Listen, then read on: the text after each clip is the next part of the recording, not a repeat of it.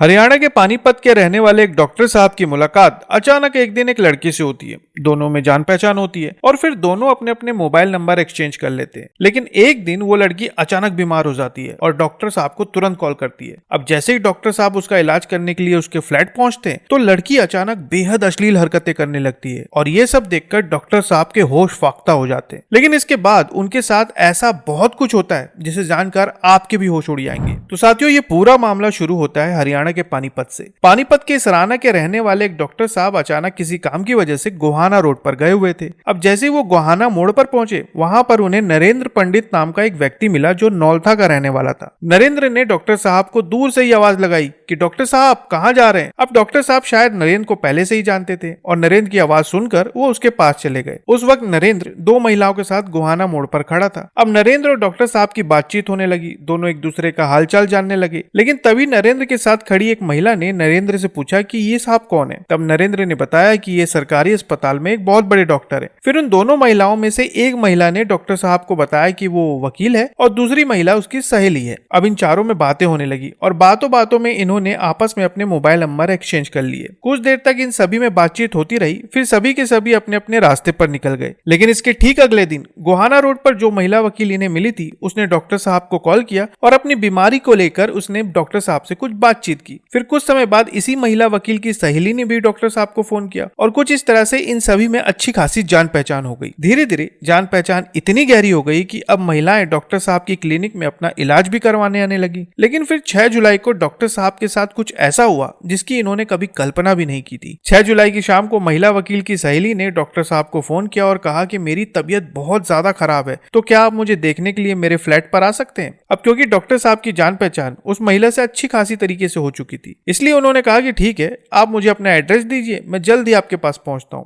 फिर ठीक शाम के 5 बजे डॉक्टर साहब अपनी गाड़ी में सवार होकर महिला के द्वारा बताए हुए पते पर पहुंचे। पते पर पहुंचने के बाद उन्होंने देखा कि सामने एक सोसाइटी है और सोसाइटी की गेट पर वही महिला उनका इंतजार कर रही है। इसके बाद दोनों गेट पर मिले। फिर वो डॉक्टर को लेकर अपने फ्लैट पर चली गई। महिला का फ्लैट बिल्डिंग की 5वीं मंजिल पर था। फ्लैट पर पहुंचने के बाद महिला ने डॉक्टर को कोल्ड ड्रिंक पिलाई और फिर धीरे से उसने फ्लैट का दरवाजा बंद कर दिया। फिर बातों बातों में वो डॉक्टर को अपने बेडरूम तक ले गई और अचानक उसने अपने कपड़े उतारने शुरू कर दिए। डॉक्टर साहब ने जब ये सब देखा तो उनके होश उड़ गए। उन्होंने कहा कि आप ये सब क्या कर रही हैं? लेकिन जब तक वो कुछ करते तब तक बहुत देर हो चुकी थी। कपड़े उतारकर वो डॉक्टर से संबंध बनाने के लिए कह रही थी। डॉक्टर साहब को कुछ समझ में नहीं आ रहा था कि अचानक उनके साथ ये सब क्या हो रहा है। लेकिन जब तक वो कुछ समझ पाते, अचानक फ्लैट का दरवाजा खुलता है और 2 युवक कमरे के अंदर दाखिल हो जाते हैं। अंदर आते ही वो सबसे पहले डॉक्टर साहब का मोबाइल छीनते हैं और उनके साथ हाथापाई करने लगते हैं। उन्हें देखकर महिला भी अपने कपड़े पहनने लगती है और फिर ये सब मिलकर डॉक्टर को धमकाना शुरू कर देते हैं। कहते हैं कि हमें 11 लाख रुपए चाहिए और अगर तुमने पैसे नहीं दिए तो तुम्हें झूठे दुष्कर्म के आरोप में जेल भेज दिया जाएगा। ये सब सुनकर डॉक्टर साहब की हालत खराब हो जाती है। सभी ने डॉक्टर साहब को चारों तरफ से घेर लिया था और फिर तभी फ्लैट में एक और महिला की एंट्री होती है और ये महिला वही महिला वकील थी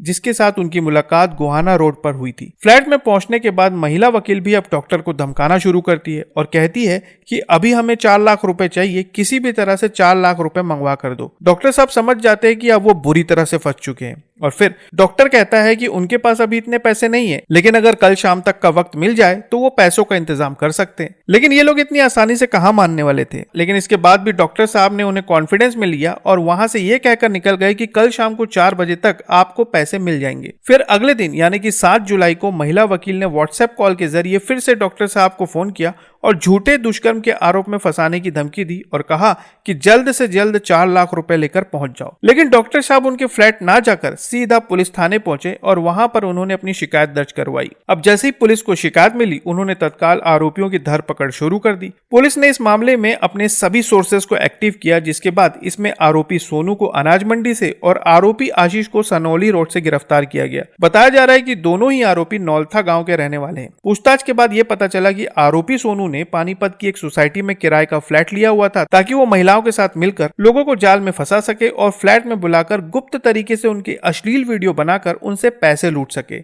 इस मामले में पुलिस की जांच अभी जारी है और जांच के बाद और भी कई गिरफ्तारियां हो सकती हैं। वहीं पुलिस ने इन आरोपियों पर मुकदमा दर्ज करके इन्हें न्यायिक हिरासत में भेज दिया गया है। साथियों, आज के समय हनी ट्रैप के बहुत सारे मामले सामने आ रहे हैं जहां पर भोले भाले लोगों को फंसाकर लाखों करोड़ों रुपए की लूट की जा रही है। इसलिए ऐसे किसी भी जाल में ना फंसे, हमेशा सतर्क और सावधान रहें। तो फिर मिलते हैं साथियों बिल्कुल एक नए वीडियो के साथ, तब तक के लिए आपका बहुत बहुत धन्यवाद।